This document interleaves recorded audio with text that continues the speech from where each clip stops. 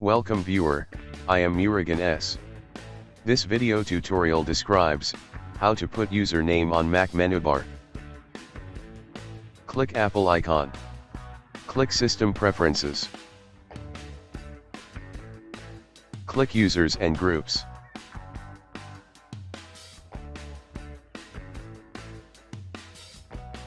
Click the lock to make changes.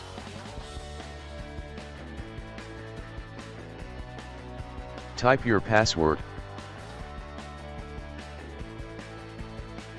Click Unlock.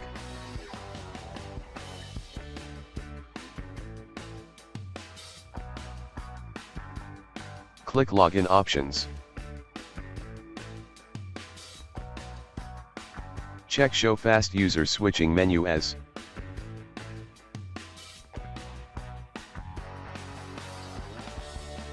change to account name.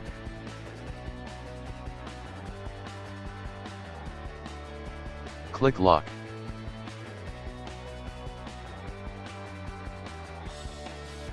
I hope this video tutorial helps to you. Please like, share and don't forget to subscribe my channel. Thank you very much. See you next video.